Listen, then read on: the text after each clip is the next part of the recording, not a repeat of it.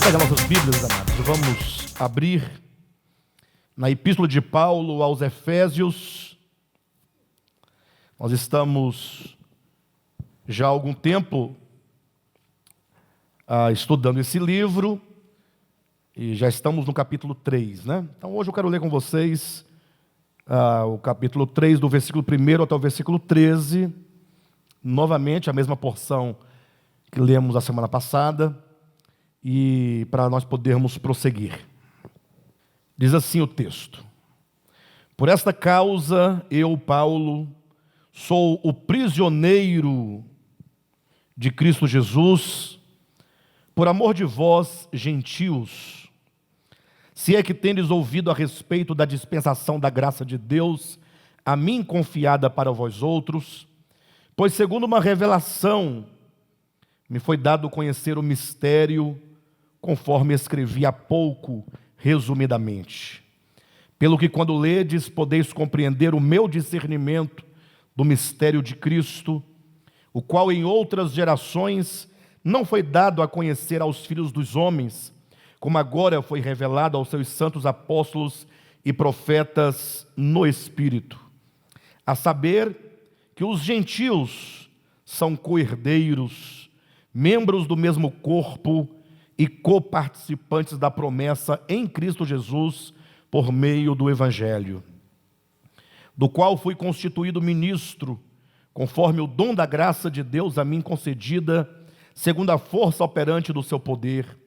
A mim, o menor de todos os santos, me foi dada esta graça de pregar aos gentios o Evangelho das insondáveis riquezas de Cristo, e manifestar qual seja a dispensação do mistério, desde os séculos oculto em Deus, que criou todas as coisas, para que pela igreja a multiforme sabedoria de Deus se torne conhecida agora dos principados e potestades nos lugares celestiais, segundo o eterno propósito que estabeleceu em Cristo Jesus, nosso Senhor, pelo qual temos ousadia e acesso com confiança, mediante a fé nele.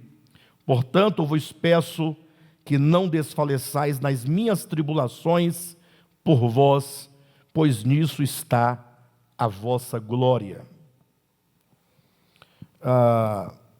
Semana passada, nós começamos a falar sobre esse texto e nós enfatizamos a revelação do mistério, né?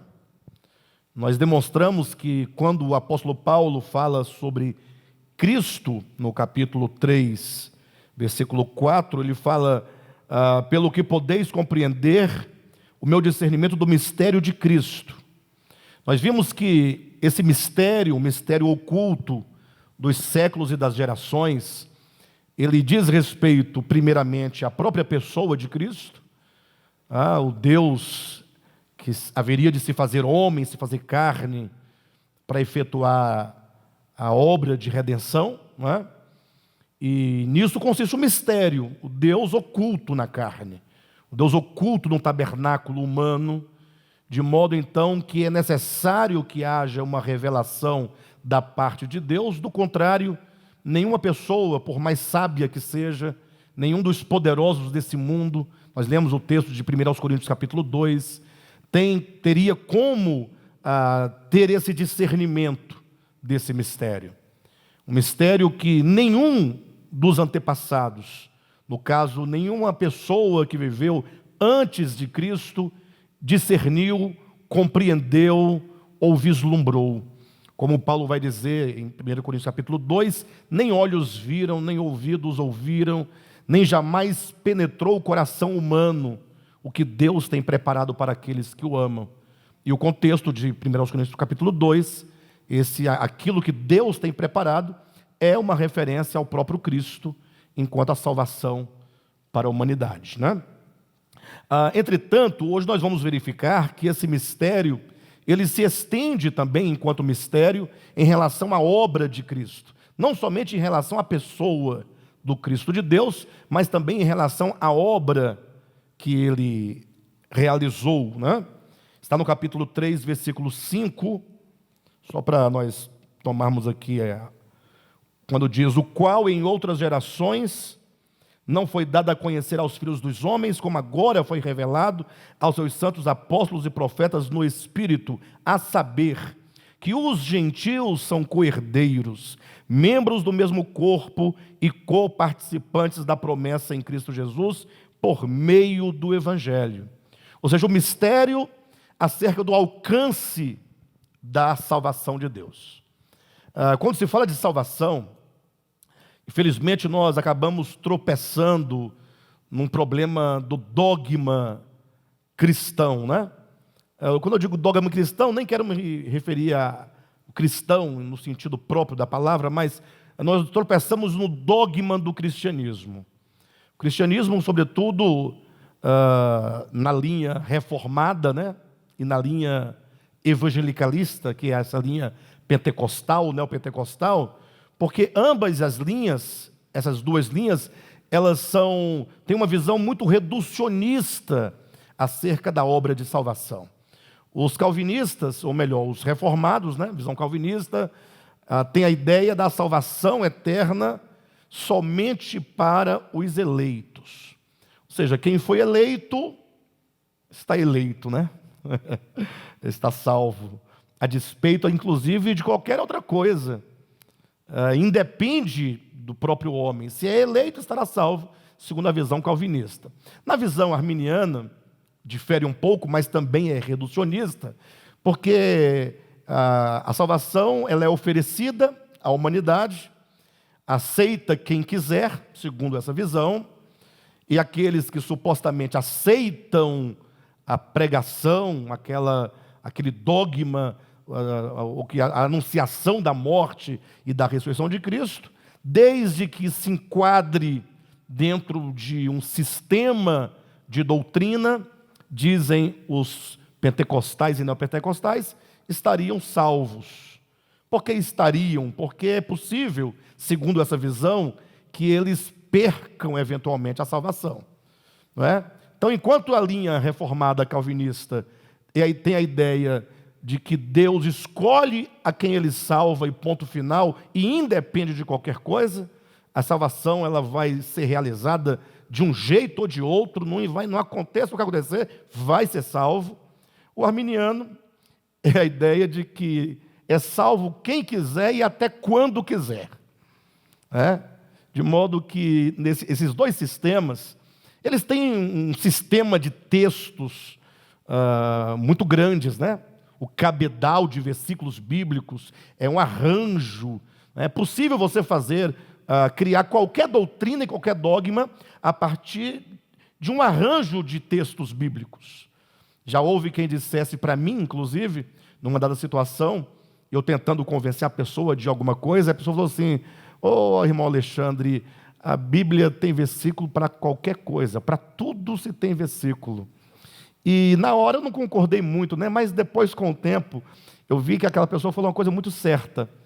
Você consegue sustentar qualquer teoria a partir de você ficar pensando da Bíblia, versículos bíblicos, e aí você, uma vez que pega um versículo isolado, com outro texto isolado, com mais outro isolado, você faz com que eles digam o que você quer que eles digam, porque a ideia que se dá de um versículo isolado pode ser aquela que você quer que seja. Por isso que já houve quem dissesse, inclusive na própria história, que a Bíblia é a mãe de todas as heresias. Quer dizer, esse é o mesmo pensamento, é o mesmo princípio. E não é sem razão também que, por causa dessa hermenêutica vazia, né, que se funda num terreno muito arenoso, de você fazer tomar um conjunto de textos para forjar uma doutrina, é que muitas pessoas acabam descrendo da própria Bíblia, porque ela se torna uma confusão só. Porque aí você vai observar, e a prova do que nós estamos falando, na verdade, é que cada denominação tem o seu próprio arranjo, e, portanto, a sua própria compreensão. E todos acham que estão certos, porque todos têm uma perspectiva de leitura. Todos têm os seus textos e a sua perspectiva. Então, é preciso que nós olhemos a Bíblia como um todo, e não somente pensando uma parte ou outra, De modo então que o assunto salvação se torna um grande problema a partir dessas duas visões que eu apresentei para os irmãos, quando a Bíblia fala de uma salvação muito mais ampla, muito mais profunda, muito mais forte. Eu não tenho tempo agora de discorrer com os irmãos, mas apenas para os irmãos terem a ciência e eventualmente em casa poderem estudar um pouco mais, Romanos capítulo 5, a partir do versículo 12, Paulo desenvolve uma grande argumentação em torno do problema da questão da salvação e do problema da desintegração do homem de Deus. Ou seja, Paulo diz que o primeiro homem, Adão, ele se desintegra de Deus na sua consciência, ou seja, ele como uma parte do cosmos, o homem enquanto uma pequena parte, e em si mesmo até insignificante, mas que ganha significado no todo da criação, quando ele adquire uma falsa consciência, um falso entendimento de que ele pode ser sem Deus, que então no coração e na consciência ele se afasta de Deus, ele quer ser algo à parte do todo, é o que o cristianismo chama de queda do homem, não é? Quando isso acontece, então Paulo vai dizer, toda a humanidade em Adão sofre esse problema, se torna partícipe dessa desintegração do coração humano de Deus. E a prova de que Paulo fala nesse aspecto com bastante precisão é o fato de que a história da humanidade está aí para mostrar que todos os homens, quando nascem, a tendência natural é que todos, sem nenhuma exceção no tempo e no espaço, que tal pessoa ela venha a manifestar o problema de uma consciência caída, que é uma consciência coletiva. Agora, aí Paulo argumenta no capítulo 5 de Romanos, a partir do 12, que se em Adão toda a humanidade tem esse problema da desintegração, sofre esse mesmo problema, aí Paulo diz assim, e com a redenção de Cristo, como seria?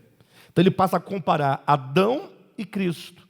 Quando ele compara Adão e Cristo, ele mostra que a obra de redenção de Cristo, no sentido não propriamente da morte de Cristo, quando eu falo da obra de redenção, no sentido próprio da vida de Cristo. Ou seja, Paulo diz que a incursão do verbo no mundo enquanto homem, quando ele se encarna como homem, ele vive uma vida sem pecado, uma vida impoluta, uma vida totalmente imaculada. É dito que agora, neste homem que é totalmente aprovado por Deus, lógico, esse homem passa pelo Calvário, evidentemente, passa pela morte, passa pela ressurreição, mas a obra de redenção não se esgota, nem se restringe ao momento do Calvário, mas a salvação se constrói a partir de todo o caminho que Cristo constrói na sua encarnação, viver humano, morte, ressurreição, ascensão, entronização e exaltação. Então, quando Paulo compara, ele diz que muito maior é o benefício da redenção que o prejuízo da desintegração do homem. Paulo diz que em muito maior proporção é o alcance e é o poder da salvação do que da desintegração do homem, porque é o problema do pecado.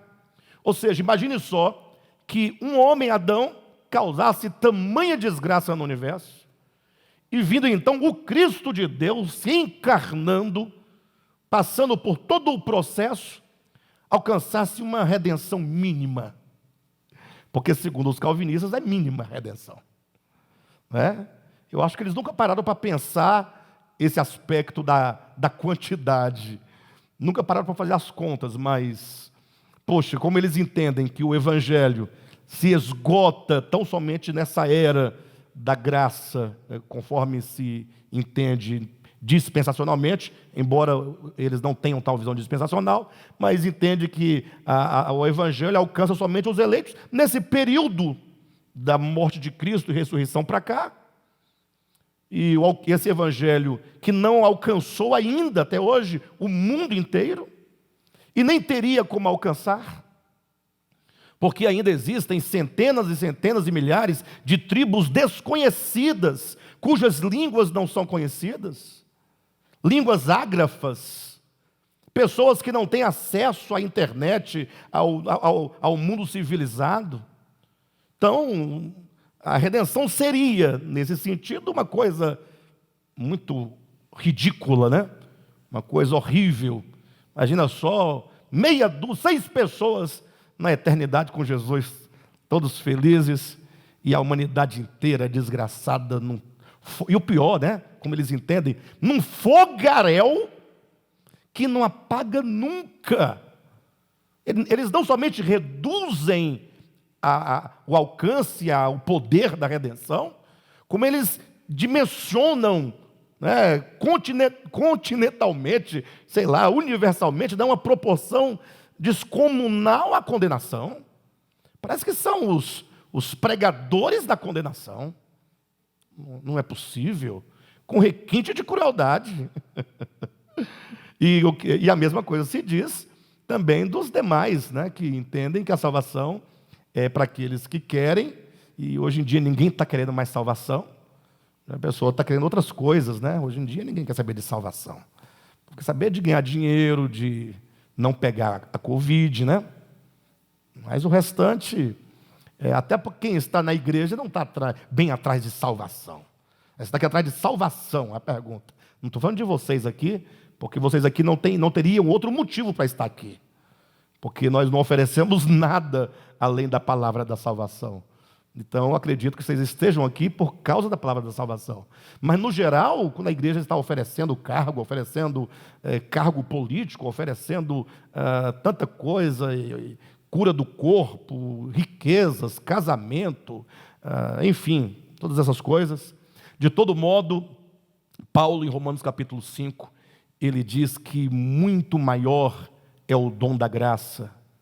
Onde abundou o pecado, superabundou a graça. Então, é isso que Paulo traz aqui em Efésios capítulo 3, num outro aspecto, mas o sentido é o mesmo, quando ele diz desse mistério, e o versículo 6 diz, a saber, que os gentios são co-herdeiros, membros do mesmo corpo e coparticipantes da promessa em Cristo Jesus por meio do Evangelho. Quando Paulo disse essas palavras aqui, naquele tempo, quando ele escreveu essa carta, primeiro século, certamente ele estava tratando com um problema muito difícil de ser tratado, porque ele estava indo de encontro a uma visão prevalecente, ou pelo menos a um entendimento, não a uma visão propriamente, mas a um entendimento que prevalecia, que era a ideia dos judeus enquanto o povo escolhido, enquanto o povo que foi escolhido em Abraão, que trazia o selo, o sinal da circuncisão, um sinal externo de que somente eles eram o povo escolhido de Deus.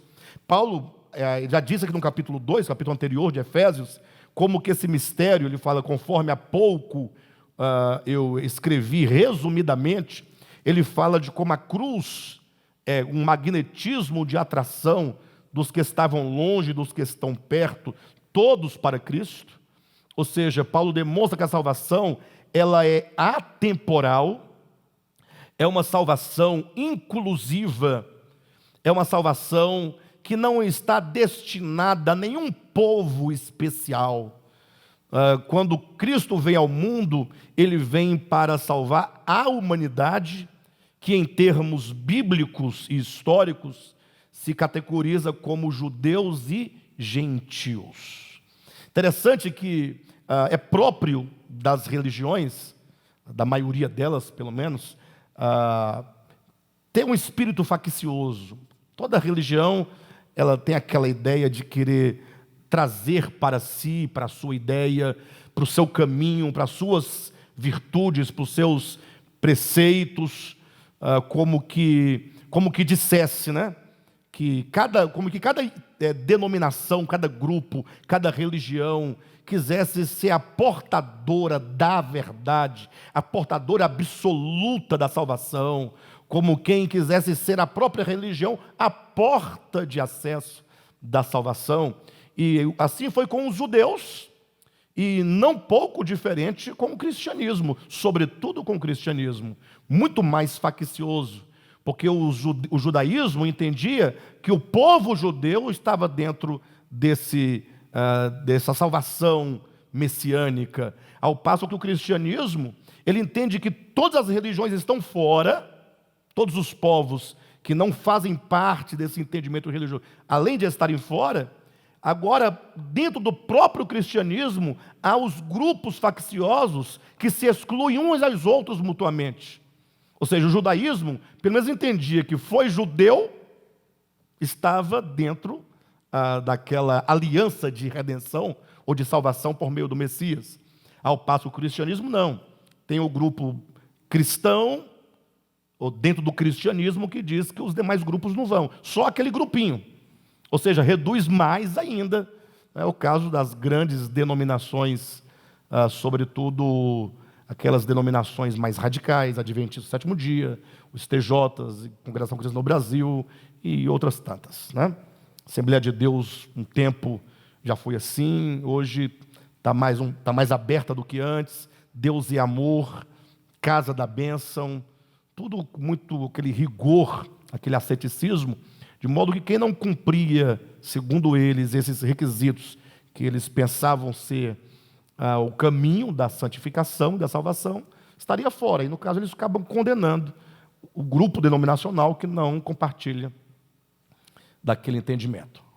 De todo modo, quando Paulo, então, ele fala que a participação dos gentios nesse plano de salvação consistia no mistério, ele diz que outrora, antes dessa revelação chegar aos apóstolos e profetas, ninguém podia discernir. Ou seja, era algo que não estava ainda claro para nenhuma pessoa, nem mesmo os profetas podiam vislumbrar o poder da salvação e, sobretudo, como que está dito, o alcance dessa salvação. Imaginar que os gentios são coparticipantes.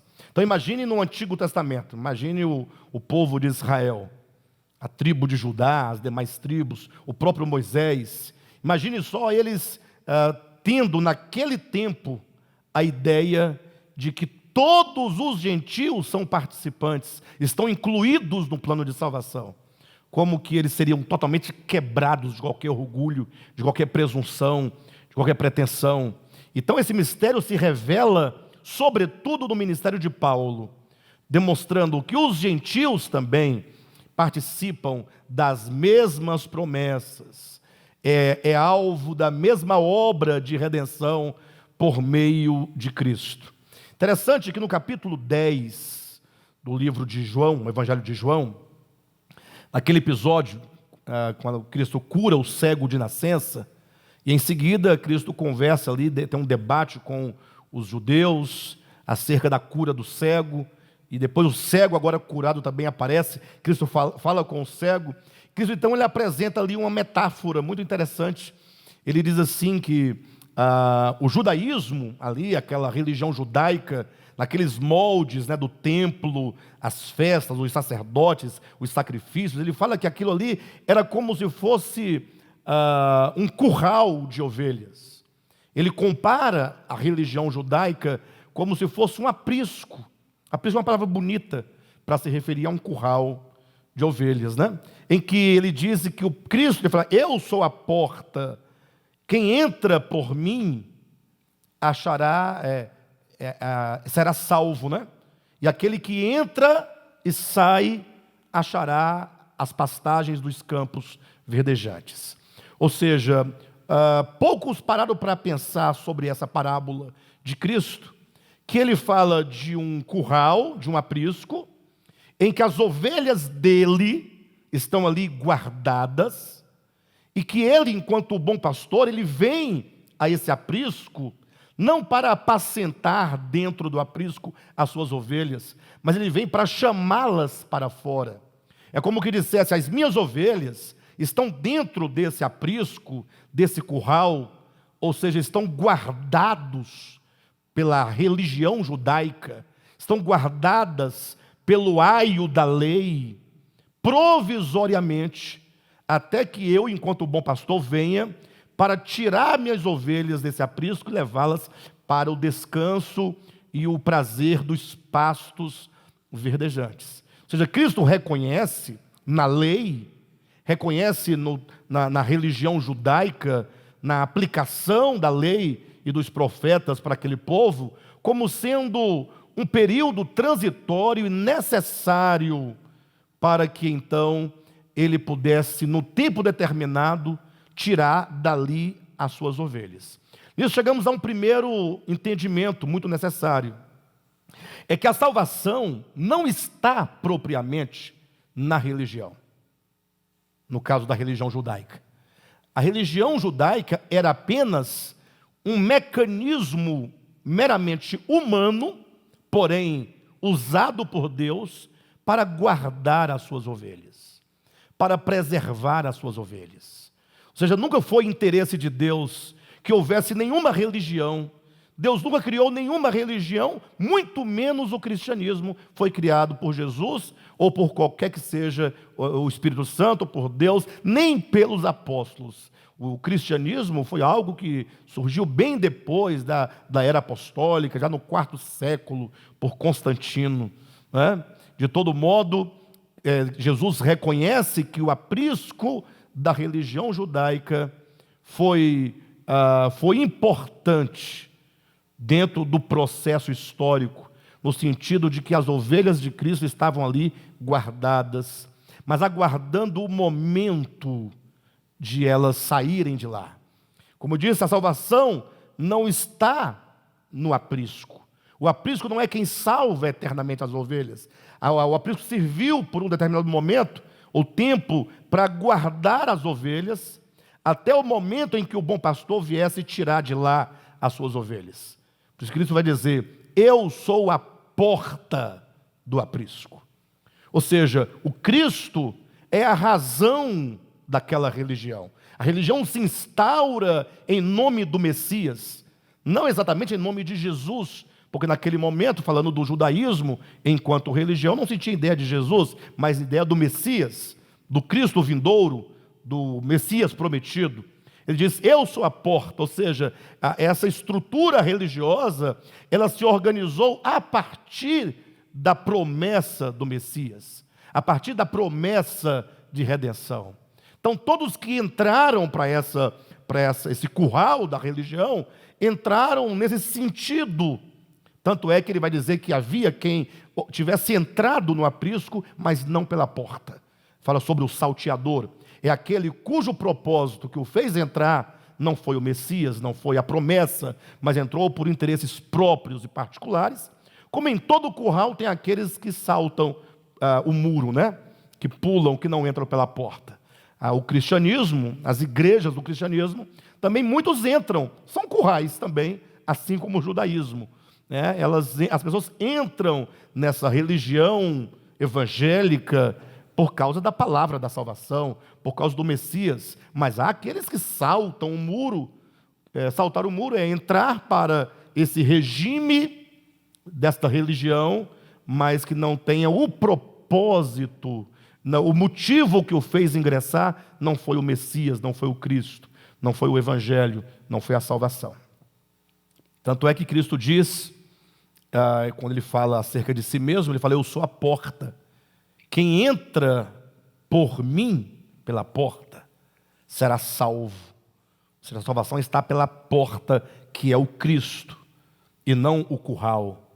E ele diz: entrará e sairá. Ora, se entrar, implica entrar para o curral, que seria, conforme muitos pensam, a garantia de estar dentro e, portanto, estar salvo. Não é assim a ideia? Você tem que entrar para o curral e lá permanecer. Se você sair, você perde a salvação. Essa não é a ideia? Sim ou não? Então, por que Cristo diz: entrará e sairá? Ou seja, a mesma porta pela qual se entra é a porta pela qual se sai. A mesma motivação que leva alguém, uma pessoa não iniciada, não clarificada, sem compreensão da verdade, que foi ganha talvez por um prosélito ou outro e acabou entrando num determinado curral, ela entra por causa de Cristo. Quando ela entra por causa de Cristo, ela encontra em Cristo salvação. Mas agora, pelo mesmo Cristo é que ela de lá ela sai, porque mais cedo ou mais tarde o bom pastor chama as suas ovelhas para saírem de todo o cativeiro religioso, de todas as amarras religiosas, de todos os dogmas humanos, de todos os sofismas, de todo o engano, porque o engano não se apresenta somente como maldade declarada, mas também tem muita maldade velada, né? Tem muita coisa perversa que se apresenta na religião como coisa santa, como coisa pura, mas que não é de fato dessa maneira. Então, a ovelha agora deve sair para encontrar nos espaços verdejantes a liberdade da salvação em Cristo. Mas alguém pergunta, pastor, e qual é a relação com o texto de Efésios capítulo 3?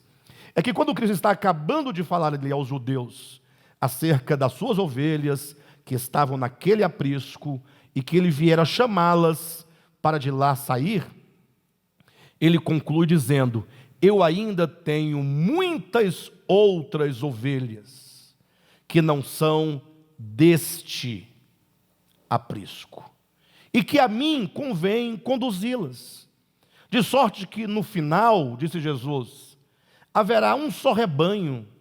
Ele não diz um só curral, ele diz haverá um só rebanho e um só pastor na liberdade desses pastos verdejantes. Então, olha como Cristo ele foi ali tão agudo, tão certeiro, e a mente de Cristo jamais presa a nenhum sistema, pelo contrário, ele veio trazer salvação, libertação para o homem escravo. Ele diz: olha, não pensem vocês que as minhas ovelhas são somente estas aqui dos judeus. Ou seja, as ovelhas de Cristo estão no mundo inteiro. Há um texto bíblico, não sei se eu vou encontrar agora, mas de repente eu encontro. Vê na sua Bíblia em Salmo de número 100. Todos encontraram? Olha o que diz o texto: celebrai com júbilo ao Senhor todas as terras, todas as nações.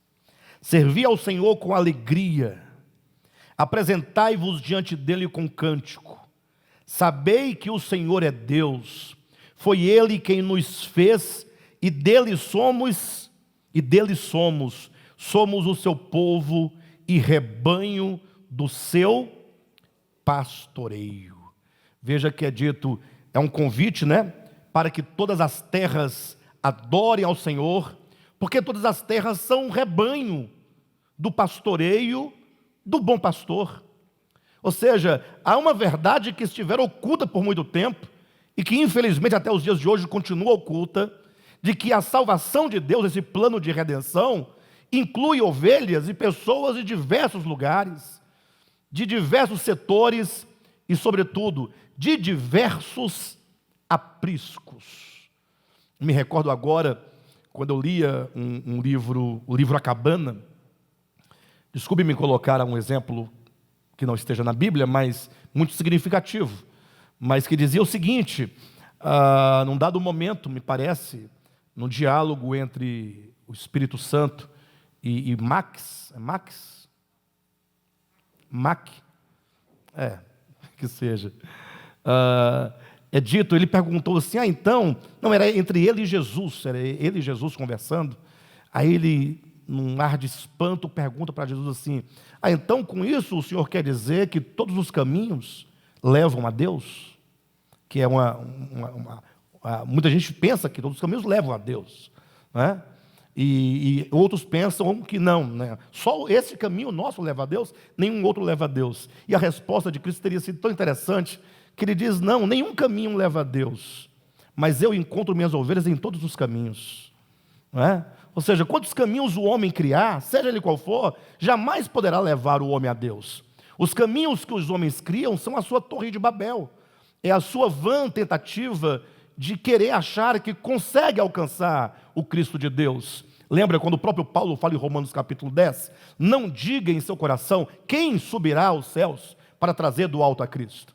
Então, o homem não consegue alcançar essa salvação por si mesmo, mas Cristo encontra o homem, porque é Ele quem vai ao aprisco, a todos os apriscos, chamar de lá as suas ovelhas. E essa verdade é uma verdade não é apenas uma interpretação equivocada de um versículo que nós lemos de Efésios capítulo 3, citando depois João capítulo 10. Mas há toda uma argumentação exegética feita na própria Escritura em Hebreus capítulo 7. Eu não vou ler todo o texto, mas vou citar para os irmãos compreenderem como que o plano de redenção, como que esse mistério que estiver oculto, e que para muitos continua oculto, mas como que esse mistério fala de um Deus grande, de um Deus amoroso, de um Deus inclusivo, de um Deus que redime a sua criação como um todo, e não é um Deus seletivo que faz acepção de pessoas, né? O texto de Hebreus capítulo 7, vou abrir aqui minha Bíblia, vou citar apenas alguns pontos, né? Você pode verificar na sua Bíblia. Eu vou ler esse trecho com os irmãos. Quando diz assim, capítulo 7 de Hebreus, versículo 1: porque este Melquisedeque, rei de Salém, sacerdote do Deus Altíssimo, que saiu ao encontro de Abraão quando voltava da matança dos reis e o abençoou, para o qual também Abraão separou o dízimo de tudo, primeiramente se interpreta rei de justiça, depois também é rei de Salém, ou seja, rei de paz. Sem pai, sem mãe, sem genealogias, não teve princípio de dias, nem fim de existência. Entretanto, feito semelhante ao Filho de Deus, permanece sacerdote perpetuamente. Considerai, pois, como era grande esse a quem Abraão, o patriarca, pagou o dízimo, tirado dos melhores despojos. Ora, os que dentre os filhos de Levi recebem o sacerdócio, têm mandamento de recolher, de acordo com a lei, os dízimos do povo, ou seja, dos seus irmãos, embora tenham estes descendido de Abraão. Entretanto, aquele cuja genealogia não se inclui entre eles, recebeu dízimos de Abraão e abençoou o que tinha as promessas. Evidentemente, é fora de qualquer dúvida que o inferior é abençoado pelo superior. Aliás, aqui são homens mortais os que recebem dízimos, porém ali, aquele de quem se testifica que vive.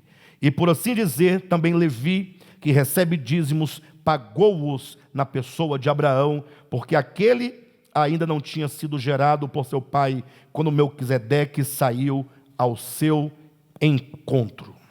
Esse texto, queridos, é como que uma chave que abre o discernimento acerca desse tema, salvação de Deus. Infelizmente, a maioria das pessoas, quando leem esse texto, eles só se preocupam com uma coisa, e eles sempre têm uma mesma e única pergunta: que esse texto está falando que devemos ou não dar o dízimo.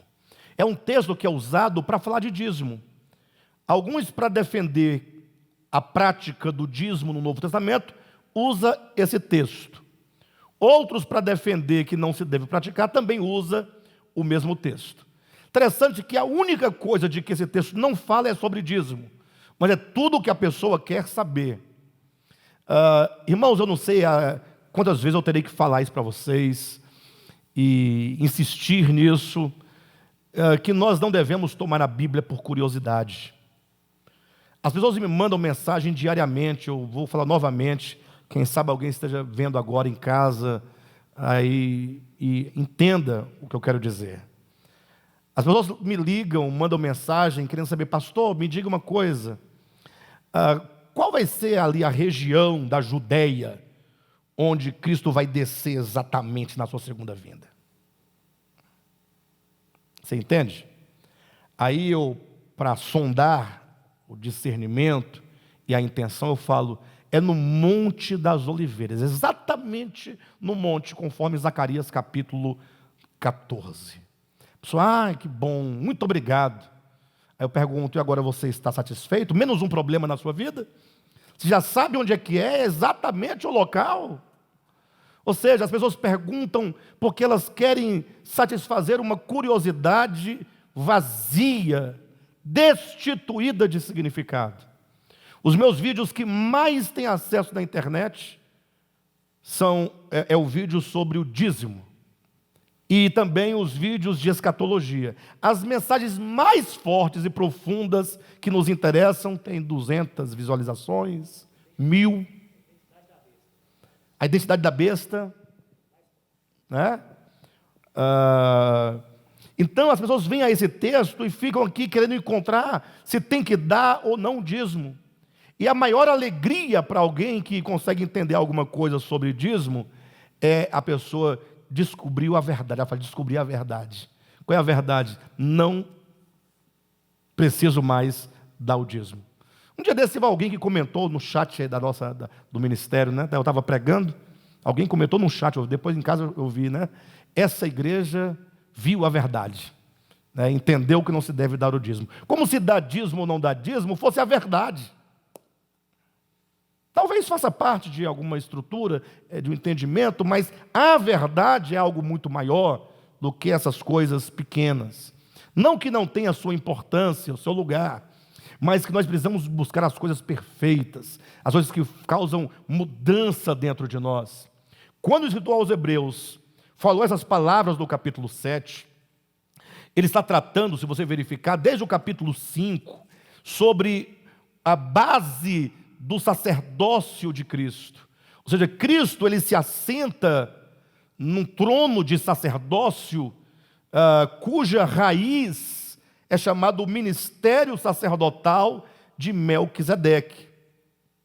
Eu me pergunto assim, pastor, mas e qual é a relevância disso? Qual o significado disso? Por que entender o ministério de Cristo é de Melquisedeque? Bem, isso começa lá atrás, quando nós entendemos que quando Deus chama Abraão, presta atenção, Abraão é chamado para constituir um povo, uma nação. Abraão gera Isaac, Isaac gera Jacó, Jacó gera 12 filhos, não é essa a sequência? A gradação do nascimento da nação de Israel. Desses 12 filhos, um deles é Levi. E essa tribo, portanto, de Levi, recebe, segundo a economia veterotestamentária, o sacerdócio na casa de Arão. Então, a tribo de Levi, ela é portadora de um sacerdócio chamado sacerdócio levítico. Levítico vem de Levi. E esse sacerdócio, então, que se subdividia em 3 casas, uma delas era a casa de Arão, que era responsável por oferecer diariamente e anualmente os sacrifícios no templo. Portanto, o sacerdócio, ele está intimamente ligado à questão da salvação do homem. Então, o sacerdócio levítico, eles desenvolviam um ministério representativo. Ou seja, aqueles animais que morriam, que era imolado no templo diariamente, era apenas uma figura, era apenas uma ideia, era apenas uma sombra de uma realidade futura. Ocorre que os judeus, por causa do espírito faccioso, eles acabaram achando que eles eram então os detentores da salvação, uma vez que eles eram os detentores do sacerdócio levítico. Ou seja, se não passar pelo sacerdócio levítico, como pode o homem ter salvação se o sacerdócio é que define a salvação do homem? Então, o orgulho nacional e essa arrogância dessa religião judaica passava pela circuncisão, passava pelo sacerdócio levítico, né? Ou seja, eram as bases que faziam com que eles fossem pessoas orgulhosas e que considerassem que nem todos teriam acesso à salvação de Deus, senão aqueles que passassem ali pelo crivo do sacerdócio levítico e também da circuncisão.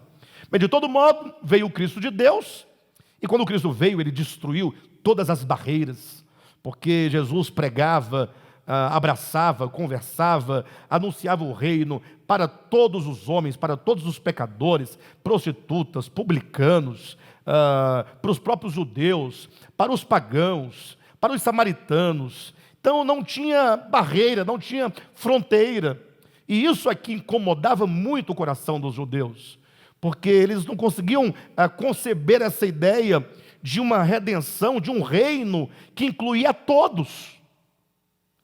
Isso ia de encontro a essa convicção dos judeus. O pior aconteceu quando depois de Cristo morreu e ressuscitou, agora Cristo diz, olha, aos apóstolos, que eles deveriam ir e pregar o evangelho ao mundo inteiro, a todas as nações, começando de Jerusalém.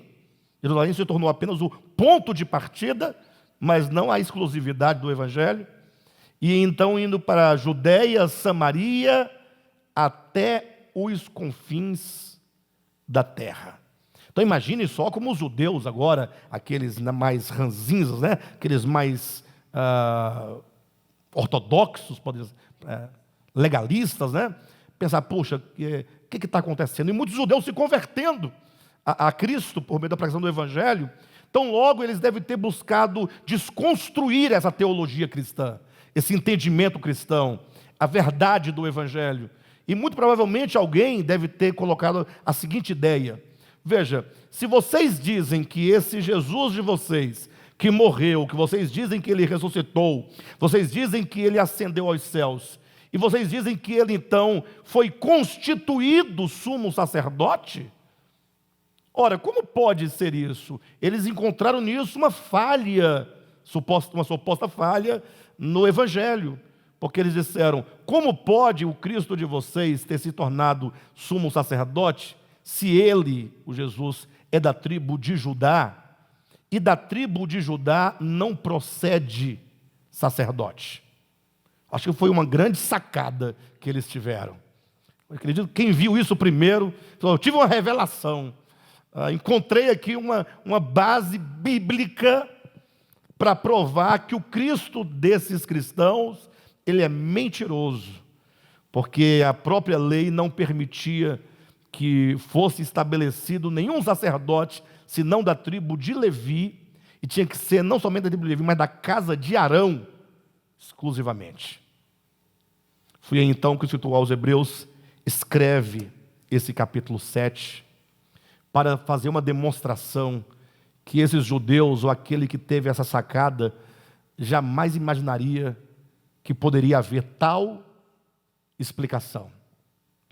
Ele falou assim: pense comigo, quando Deus chama Abraão para sair do meio das gentes, do meio dos gentios, do meio das nações. Abraão estava em Babel. Babel, ali surgem as nações, do ponto de vista bíblico da revelação. As nações surgem ali no capítulo 10 e 11. No 12, Deus já chama Abraão para sair do meio das nações, para ser constituído uma nação exclusiva para Deus. Abraão sai. A história é: Abraão viria no futuro a gerar Isaac, Isaac geraria Jacó, Jacó geraria os 12 filhos, dentre estes estaria Levi. Mas antes de Abraão gerar esses filhos, Abraão estava ainda enquanto semente, quando Ló, o sobrinho de Abraão, foi levado cativo naquela batalha daqueles 5 reis. É dito então que Abraão foi buscar, resgatar o seu sobrinho Ló, lá desses reis, dessa batalha. Abraão, ele não tinha exército, ele foi apenas com 318, né? 318 homens, todos nascidos em casa, servos nascidos em casa, pelejar contra 5 nações, para chegar lá e enfrentar 5 nações, para trazer Ló de volta. É dito que ele foi e ele vence. Como ele venceu não é dito, se foi com uso de armas, se não foi, a Bíblia nada diz a esse respeito. Diz que ele vai e enfrenta os reis, e eles traz o seu sobrinho Ló, resgatado, e traz os despojos dessa batalha com ele. Traz riquezas desses reis consigo. Está vindo Abraão todo vitorioso, né? Talvez pensando: puxa, como pode? Com 318 homens eu vencer uma batalha contra 5 reis? Chega a ser estranho, quando então vem ao encontro de Abraão um sacerdote chamado Melquisedeque, e vem lhe servir pão e vinho. Quando Abraão vê Melquisedeque, chamado sacerdote do Deus Altíssimo, é dito que Abraão separa dos despojos a 10ª parte e entrega ao sacerdote Melquisedeque. E então Abraão, naquele momento, é abençoado por Melquisedeque. Esse é o contexto histórico. em que acontece a ideia do dízimo. Mas não está ensinando que tem que dar dízimo e nem que não tem que dar dízimo. É só para explicar uma coisa. Aí o argumento do capítulo 7 de Hebreus é o seguinte: pensa comigo, povo de Israel. Se vocês acham que a salvação é exclusiva, única dos judeus, porque aqui dentro vocês têm um sacerdócio de Levi, da casa de Arão. Vocês acham que esse sacerdócio, ele é único e exclusivo de Deus? Que Deus não tem outro sacerdócio? Isso aqui é para quebrar, queridos, aquela ideia de que Deus só vai salvar alguém se você for lá pregar para Ele. Quantas vezes eu não ouvi pregadores dizendo que se você não for pregar o Evangelho, e aquela pessoa para quem você poderia pregar, se ela morrer sem ouvir o que você poderia falar, e portanto ela não aceitou a palavra porque você não pregou, aquela pessoa vai perecer, porque você não pregou. E Deus vai pedir conta do sangue dela das tuas mãos. Lógico, baseado num texto lá de Ezequiel, evidentemente, Ezequiel capítulo 18, né? Mas um texto mal interpretado, certamente. O fato é que os judeus pensavam que o único sacerdócio de Deus era aquele de Levi. E o pior, Deus tem de fato um único sacerdócio, que não era aquele de Levi.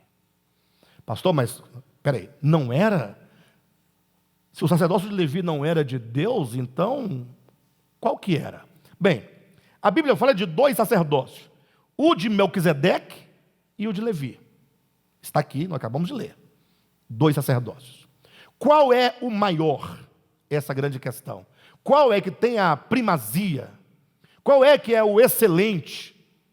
Aí ele vai demonstrar pela história de Abraão, dizendo que quando Abraão foi abençoado por Melquisedeque, Melquisedeque estava numa posição de superioridade sobre Abraão.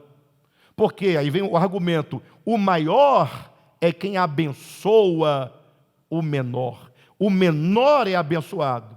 Portanto, Melquisedeque é maior do que Abraão. E se Melquisedeque é maior do que Abraão, ele também é maior do que Isaque, que é filho de Abraão. Então é maior também do que Jacó, que é filho de Isaque, filho de Abraão. E então Melquisedeque é maior também do que Levi, e maior do que Arão. No sentido de que Arão, Levi, Jacó, Isaque, todos estavam em Abraão naquele momento, e todos foram abençoados por Abraão, e portanto Melquisedeque, ou melhor, foram abençoados em Abraão, foram abençoados por Melquisedeque, e portanto estabelece a verdade: o ministério sacerdotal de Melquisedeque é infinitamente superior ao ministério sacerdotal de Levi. E o pior, ele começa a construir aqui uma certa ideia, como que ele perguntasse: e se vocês, quando vão ler a história, vocês vão encontrar a origem desse Melquisedeque? O que é dito sobre ele? Sem pai, sem mãe, sem genealogia. Quando diz isso, ele quer dizer, esse Melquisedeque, ele não tem nenhuma ligação com nenhuma família especial da terra, com nenhum clã especial da terra, com nenhuma nação da terra. Ele é de todos. E ele diz, sem princípio de dias e sem fim de existência. Ou seja, não é um sacerdócio local, tampouco um sacerdócio temporal, tampouco um sacerdócio nacional. O sacerdócio de Melquisedeque, sem pai, sem mãe, sem genealogia, sem princípio de dias nem fim de existência, ele é eterno, ele é atemporal, ele é alocal, ele é universal. E, portanto, o ministério sacerdotal de Deus é aquele no qual o seu Filho encarnado, crucificado, morto, ressurreto, assunto aos céus, ele foi estabelecido sumo sacerdote nesta ordem. O que significa que a obra de redenção de Cristo, que é o seu ministério sacerdotal, não se limita ao tempo e ao espaço. O Cristo de Deus, desde sempre, em todos os lugares, esteve salvando a todas as pessoas, a todos os homens. Mas só que ninguém sabia dos judeus daquele tempo, e hoje tem lugares que ninguém sabe do Evangelho, porque não fomos pregar, porque Pedro não chegou lá, porque Paulo não chegou lá, porque o ministério tal não chegou lá. Não se preocupe, porque a obra de salvação, ela pertence a Deus, e não ao homem. E não ao homem. Pastor, então, o sacerdócio de Levi, ou Levítico, se não era de Deus, porque o de Deus é o de Melquisedeque, você não pode nem confundir um com o outro, dizendo que esse representava aquele, porque se assentam em bases distintas, são colocados em oposição. Só se pode dizer que o ministério de Levi, o ministério sacerdotal levítico, ele era uma representação do sacerdote, ou do sacerdócio que não está preso. Ele, o de Levi, era levítico, era de Levi, era judaico, era hebraico, era local, mas era como que uma miniatura para aquele tempo e para aquele povo desse sacerdócio maior. E aí vem a pergunta: quantos sacerdócios não existem que representam para aquele povo, para aquele lugar, para aquela ocasião, esse grande sacerdócio? Já pensaram nisso? Ou será que vocês acham que Deus, ele, para salvar a humanidade, ou que sejam as humanidades, ele está preso ao povo de Israel e preso à igreja evangélica? Já imaginou se Deus estivesse dependendo da igreja evangélica para salvar alguém? Cara, eu acho engraçado. Imagina, estivesse dependendo dessa cambada toda aí de gente que só quer saber de ganhar dinheiro, saber de política. Já imaginaram? Que situação? Então, quando Paulo fala do mistério, ele diz: a saber que os gentios são herdeiros, são coparticipantes das promessas. Ele fala isso fiado nesse sacerdócio eterno de Cristo. Por isso que vai dizer lá no livro de Pedro, capítulo 1, versículo 11, vamos abrir, para os irmãos verificarem esse texto. Um texto muito interessante. 1 Pedro, capítulo 1, versículo 10 a 12. Foi a respeito desta salvação que os profetas, então os profetas aqui é uma referência aos profetas do Antigo Testamento, não é? Que os profetas indagaram e inquiriram, os quais profetizaram acerca da graça a vós outros destinada, investigando atentamente. Os profetas indagaram, os profetas inquiriram, investigando atentamente qual a ocasião ou quais as circunstâncias oportunas indicadas pelo Espírito de Cristo que neles estava, ao dar de antemão testemunho sobre os sofrimentos referentes a Cristo e sobre as glórias que os seguiriam. Então veja claramente como que nos profetas do Antigo Testamento já agia o Espírito de Cristo, o que mostra que o Espírito de Cristo não tem relação direta com o nascimento de Jesus. O nascimento de Jesus acontece no tempo e no espaço, mas o Cristo de Deus há muito tempo já estava agindo. Versículo 12: a eles foi revelado que não para si mesmos, mas para vós outros, ministravam as coisas que agora vos foram anunciadas por aqueles que pelo Espírito Santo enviado do céu vos pregaram o Evangelho, coisas essas que anjos anelam perscrutar. Então veja que o Espírito de Cristo já agia desde sempre, e esse Espírito de Cristo é que está agindo para a salvação de todos os homens, para a salvação dos gentios. Volta agora para o capítulo 3 de Efésios, e veja que coisa gloriosa, como que Paulo apresenta aqui as razões desse mistério revelado. Capítulo 3 de Efésios, ele diz assim no versículo 6: a saber que os gentios são co-herdeiros, membros do mesmo corpo e coparticipantes da promessa em Cristo Jesus por meio do Evangelho. Por meio do Evangelho quer dizer, o Evangelho é quem inclui todas as pessoas nessas promessas. Porque os judeus poderiam argumentar: olha, mas a aliança foi feita conosco. Nós somos um povo escolhido, nós somos um povo separado. Deus fez um acordo conosco, com o povo de Israel, a aliança, as promessas, tudo foi feito com o povo de Israel. Como é que esses gentios teriam acesso a essas promessas, se eles não fazem parte da aliança? Paulo diz: por meio do Evangelho. Ou seja, o Evangelho vem anunciar que antes de haver aliança de Deus e o povo de Israel, os gentios já estavam inclusos, mas ninguém sabia disso porque isso era um mistério. Então o Evangelho vem trazer a revelação de que Deus nunca fez um projeto de salvação para um povo exclusivo, para uma nação exclusiva, para um lado da terra, para um hemisfério exclusivo.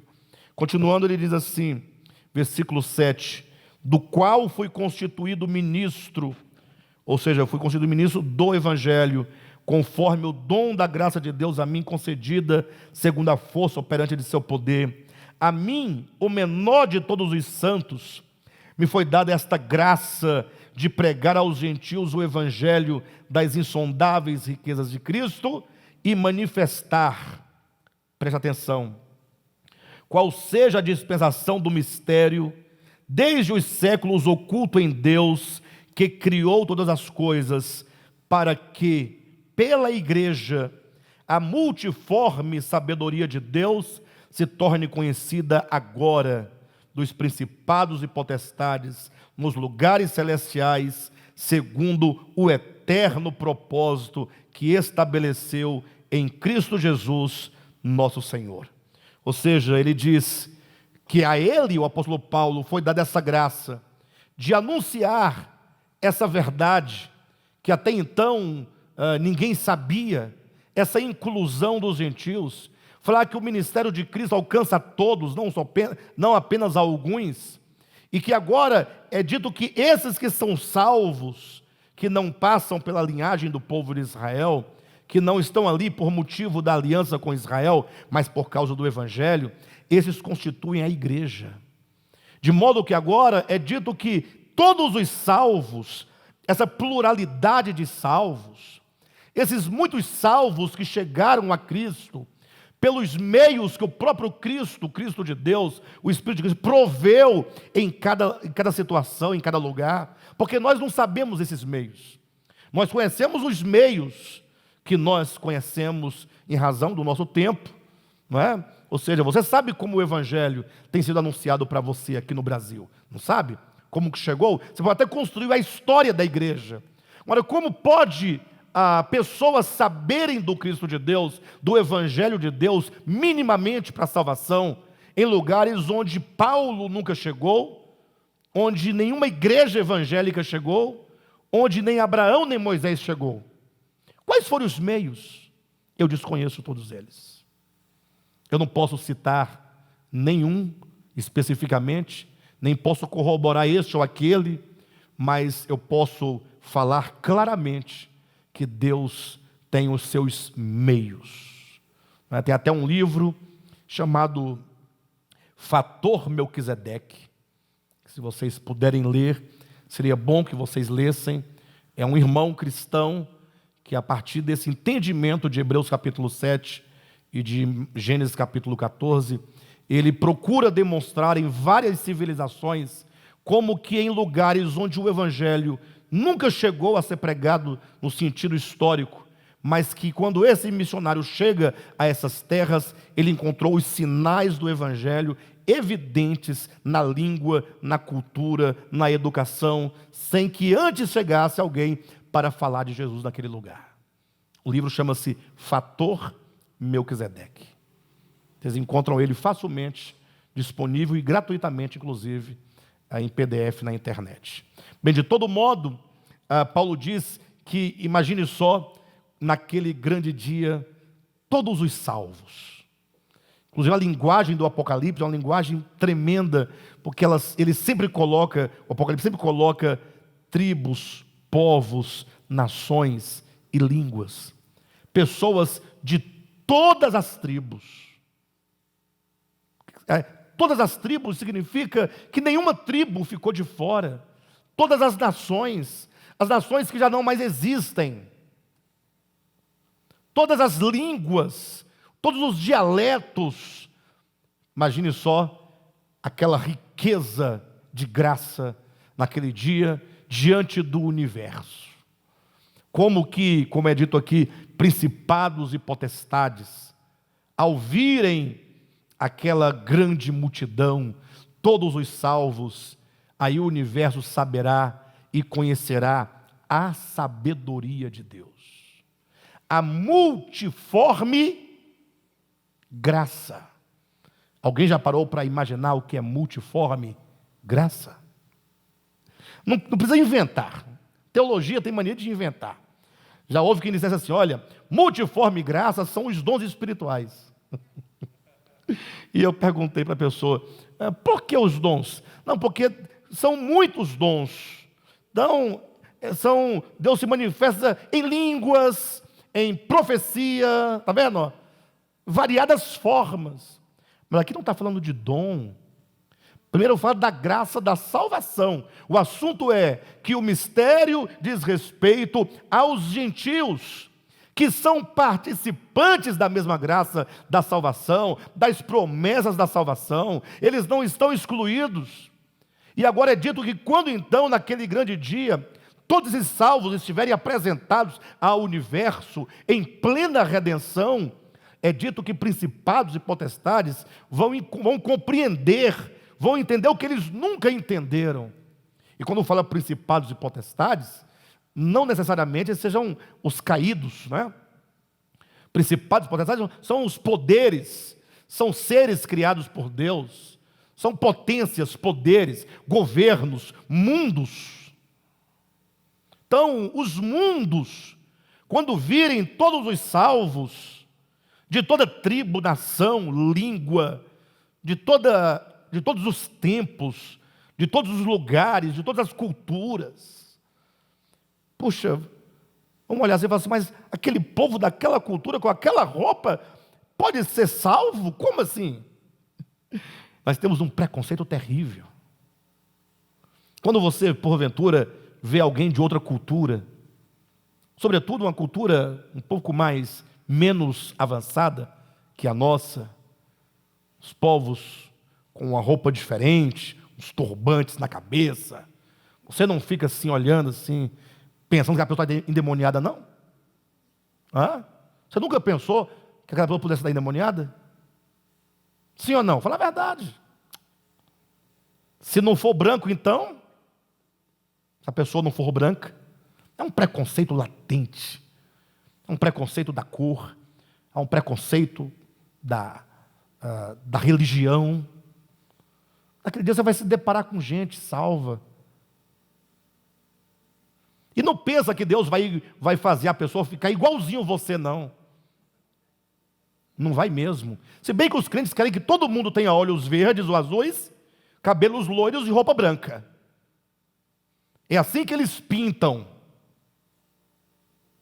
Vai ter gente de toda cor, porque é a beleza da criação. Que coisa horrível seria o mundo se só houvesse gente branca, feio, todo mundo branco, ou todo mundo negro, ou todo mundo índio, ou todo mundo... A beleza é a diversidade, é lindo, o mundo é lindo, os seres humanos são lindos, e cada cultura tem a sua beleza, e tudo isso é de Deus. Eu não me refiro aos fundamentos religiosos, estou falando das pessoas, da cultura. Quando o universo vira então toda essa beleza da salvação, eles compreenderão a multiforme, as múltiplas formas da graça de Deus. Para você que achava que a graça de Deus só agia de um jeito, do seu jeito, da sua igreja, da sua denominação, da sua religião, eu espero que você esteja lá para você conhecer a multiforme graça de Deus, segundo o eterno propósito que estabeleceu em Cristo Jesus, o nosso Senhor. Que maravilha! Eu sei que esse tipo de mensagem, né, levanta muito questionamento, né?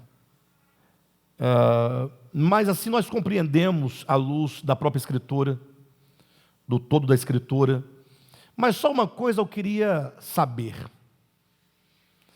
Digamos que se eu não concordasse com essa nossa visão, eu diria assim, olha, eu não concordo porque eu não consigo perceber, mas eu torço para que seja deste modo. Porque é muito bom, é muito bonito. Agora, o que eu queria saber é que, por que os opositores dessa verdade, qual é o interesse que eles tenham que não seja deste modo? Porque eles não querem que seja deste modo. Eles brigam com você, eles xingam, espuma a boca, porque eles querem provar que não é assim. E não pode ser dessa maneira. Parece que existe um desejo muito grande, né, de que Deus salve somente ele e a família dele. E as tias dele.